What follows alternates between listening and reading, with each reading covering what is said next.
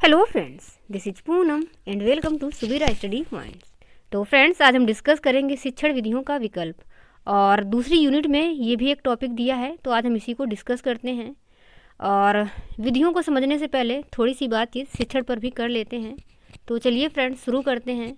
उससे पहले अगर आप चैनल पर नए हैं तो चैनल को सब्सक्राइब कर लें एंड वीडियो अगर पसंद आती है तो वीडियो को लाइक एंड शेयर करना ना भूलें।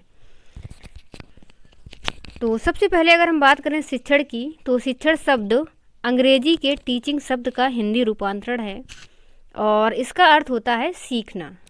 इसके अलावा शिक्षण की चर की अगर बात करें तो जॉन डीवी ने शिक्षण के 3 चर बताए हैं, एक तो शिक्षक, शिक्षार्थी और पाठ्यक्रम। तो पिछले वीडियोज में हम शिक्षक और शिक्षार्थी पर बात कर चुके हैं और पाठ्यक्रम के बारे में हम आगे आने वाले वीडियो में बात करेंगे। और क्योंकि आज हमें शिक्षण विधियों को समझना है, तो यदि आपने वो पिछली सारी वीडियोज नहीं देखे तो उन्हें भी देख लें। प्ले लिस्ट में सारे वीडियो आपको एक साथ मिल जाएंगे।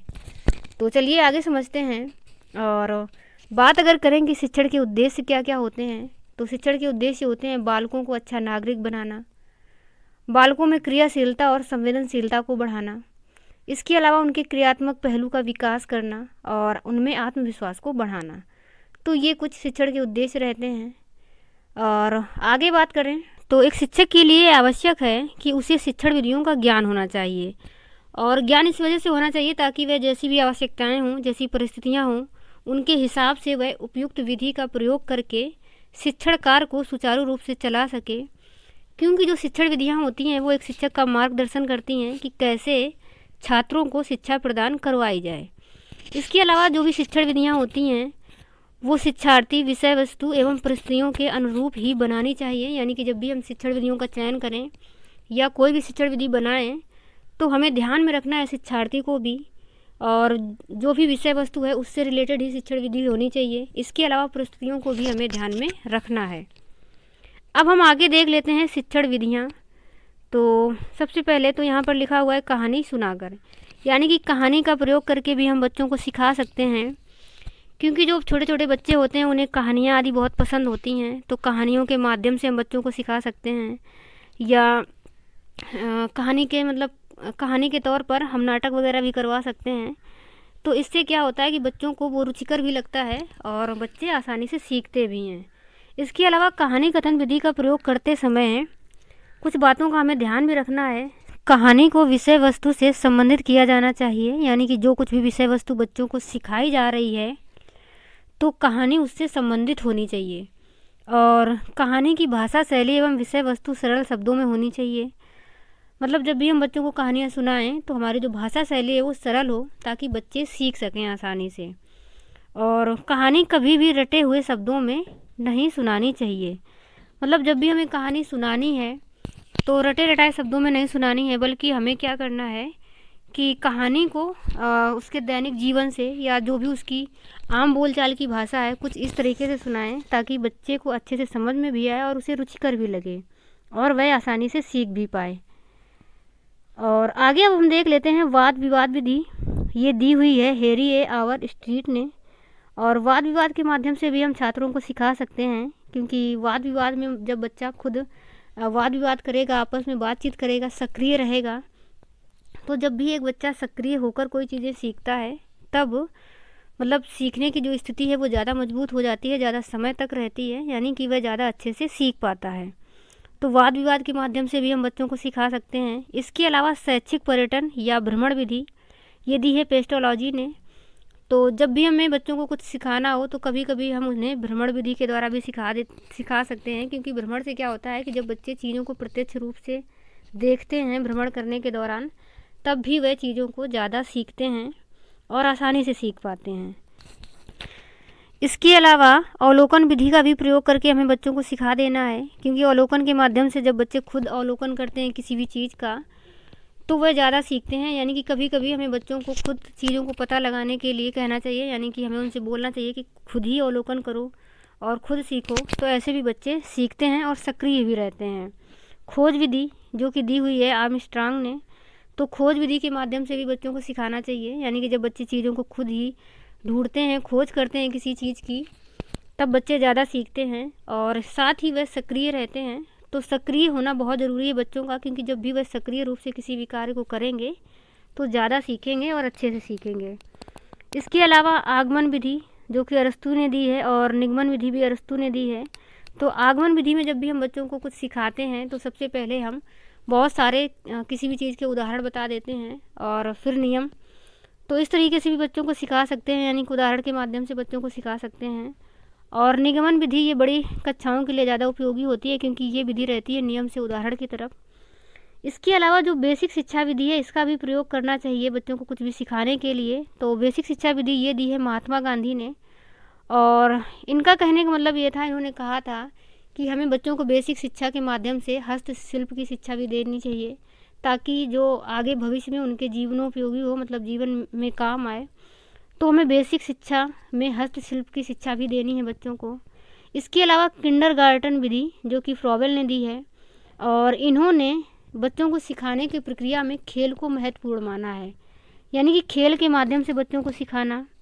और जो मॉन्टेसरी विधि है, इसके अलावा जो खेल विधि है, ये तीनों ही विधियाँ खेल को महत्वपूर्ण मानती हैं, यानी कि खेल के माध्यम से बच्चों को सिखाना।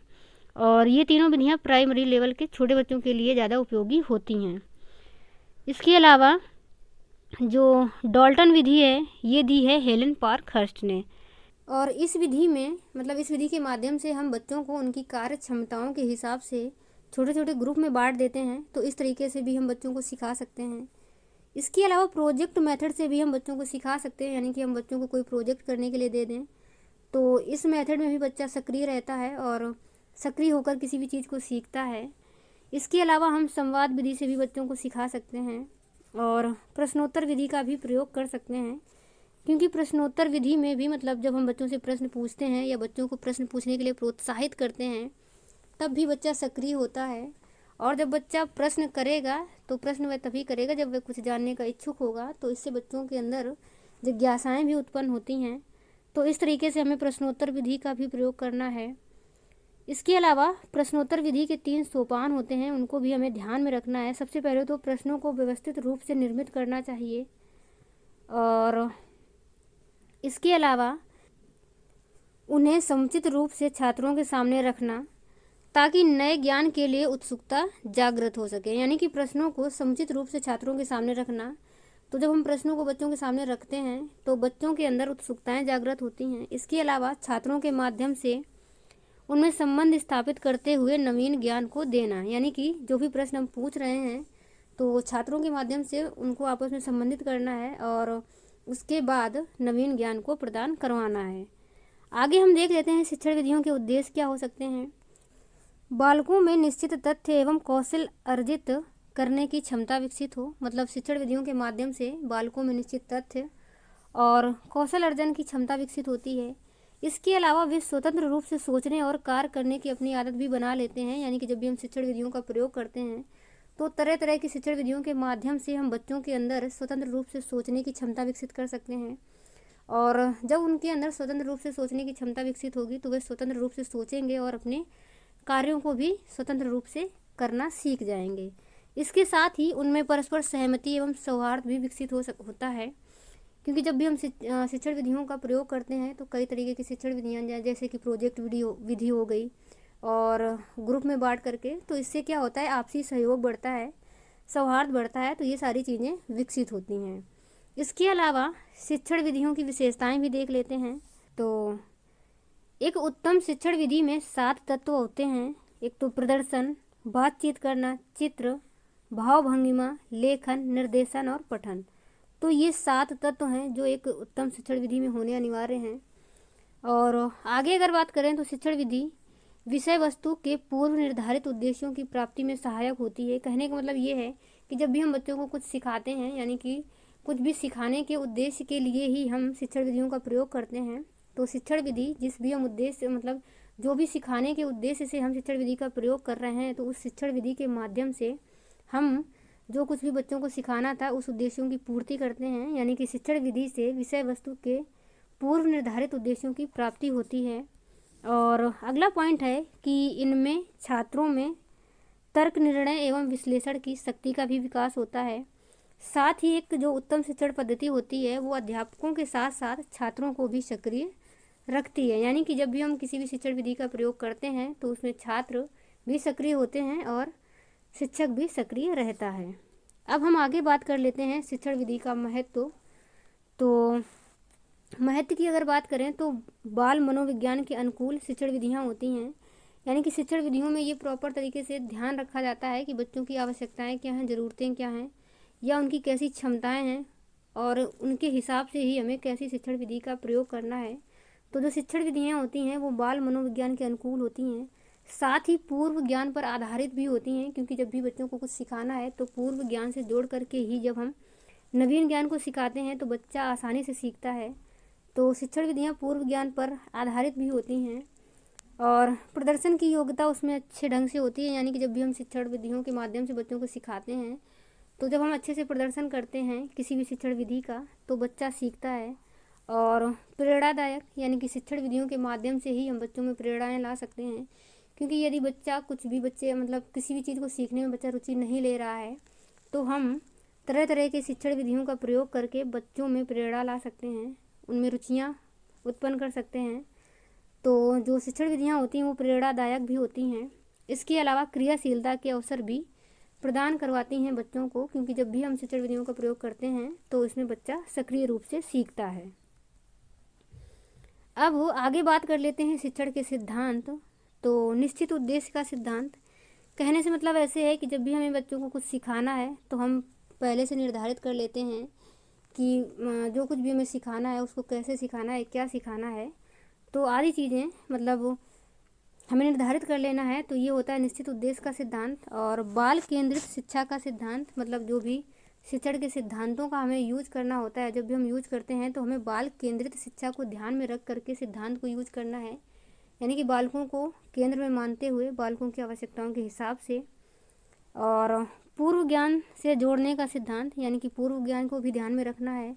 साथ ही वास्तविक जीवन से जोड़ने का सिद्धांत, यानी कि जब भी हमें बच्चों को कुछ सिखाना है तो उनके वास्तविक जीवन से जोड़ते हुए ही सिखाएं, ताकि जो कुछ भी बच्चा आसपास चीज़ों को देखता है, जानता है, जब हम उनसे जोड़कर बच्चों को सिखाते हैं तो बच्चा आसानी से सीखता है। और इसके अलावा रुचि तथा अभिप्रेरणा का सिद्धांत, यानी कि जब भी हम किसी भी शिक्षण सिद्धांत या किसी भी शिक्षण विधि का प्रयोग करें तो हमें रुचियों को ध्यान में रखना है बच्चों की, और साथ ही उनमें अभिप्रेरणाएँ भी लानी हैं। और अभ्यास एवं आवृत्ति का सिद्धांत, तो शिक्षण विधियों के माध्यम से या शिक्षण सिद्धांत के माध्यम से जब भी हमें बच्चों को कुछ सिखाना है तो कई बार उनका अभ्यास भी करवाना आवश्यक हो जाता है, ताकि बच्चे चीज़ों को भूलें नहीं। पुनर्वलन का सिद्धांत, यानी कि बच्चा यदि कोई अच्छा काम या अच्छा व्यवहार करता है तो हमें उन्हें पुनर्वलन दिया जाना चाहिए, ताकि बच्चा उस काम को, उस व्यवहार को आगे भी दोहराए। और प्रतिपुष्टि का सिद्धांत, क्योंकि जब भी हमें बच्चों को कुछ सिखाना है तो सिखाने के बाद प्रतिपुष्टि भी आवश्यक होती है। प्रतिपुष्टि से ही हमें पता चलता है कि बच्चों ने क्या सीखा, क्या नहीं सीखा, या जो कुछ भी नहीं सीख पाए तो क्या कमियां रह गई। तो प्रतिपुष्टि जब हम करेंगे तभी हम फिर उसमें सुधार भी करेंगे। तो प्रतिपुष्टि का सिद्धांत। और स्व अधिगम का सिद्धांत, यानी कि हमें बच्चों को कभी कभी खुद से सीखने के लिए भी प्रेरित करना है। तो बच्चा जब खुद से कोई चीज़ सीखता है तब वह सक्रिय होता है और चीज़ों को सीखता है। इसके अलावा समन्वय का सिद्धांत से मतलब है कि जब बच्चों को कुछ सिखाएं तो उन्हें कई विषयों के साथ जोड़ते हुए चीज़ों को सिखाएं, ताकि बच्चे को ज़्यादा मुश्किल ना हो। यानी कि जब वह दूसरा विषय भी सीखे तो जब सारे विषय एक दूसरे से आपस में संबंधित रहेंगे, संबंधित करके हम चीज़ों को सिखाएंगे तो बच्चों को ज़्यादा मुश्किलें नहीं आएंगी।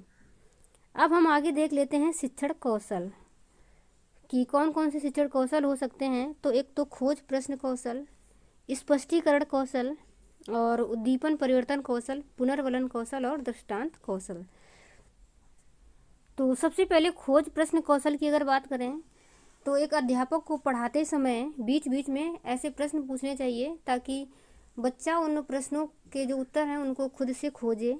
इससे बच्चों में जिज्ञासा भी उत्पन्न होती है और वे चीज़ों को जानने के इच्छुक होते हैं। इसके साथ ही स्पष्टीकरण कौशल से मतलब है कि यदि बच्चा कुछ समझ नहीं पा रहा है बताने के दौरान, जैसे टीचर जब बच्चों को कुछ बता रहा है, उसका स्पष्टीकरण दे रहा है, तो यदि बच्चा नहीं समझ पा रहा है तो स्पष्टीकरण करने के लिए एक शिक्षक तरह तरह के शिक्षण विधियों या शिक्षण सामग्रियों का प्रयोग करके स्पष्टीकरण उनका दे सकता है। और उद्दीपन परिवर्तन कौशल से मतलब है कि जब भी हमें बच्चों को कुछ सिखाना है तो उद्दीपन परिवर्तन का मतलब होता है कि जो अपने हाव भाव हैं या जो भी हाव भाव, मुख मुद्रा हाथों का संचालन है, इनका ठीक ढंग से प्रयोग करना ताकि बच्चा आसानी से समझ सके। ऐसा नहीं कि बस जाके बैठ गए हैं और बोलते जा रहे हैं बोलते जा रहे हैं, ना तो मुख मुद्रा में कोई परिवर्तन आ रहा है, ना हाव भाव में किसी तरीके का परिवर्तन नहीं हो रहा है। तो इससे एक बच्चा सीखेगा नहीं ढंग से। जब भी मतलब हम उचित हाव भाव के साथ बच्चों को सिखाएंगे, यानी कि हम अपने हाव भाव का उचित प्रदर्शन करते हैं, तब बच्चा सीखता है। तो उद्दीपन परिवर्तन कौशल एक शिक्षक के अंदर होना चाहिए।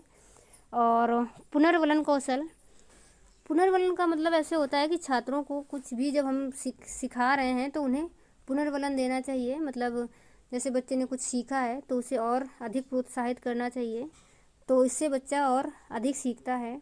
और साथ ही दृष्टांत कौशल का भी हमें प्रयोग करना है। दृष्टांत कौशल से मतलब होता है कि तरह तरह की विषय वस्तु का प्रयोग करना, जैसे चित्र आदि का प्रयोग करके या बहुत सारे उदाहरण दे करके बच्चों को सिखाना। तो हमें दृष्टांत कौशल का भी प्रयोग करना है। तो चलिए फ्रेंड्स, आज की वीडियो में हम इतना ही रखते हैं और मैं आशा करती हूँ कि आप लोगों को समझ में आया होगा। तो आगे मिलेंगे अगले वीडियो में, तब तक के लिए bye bye and take care.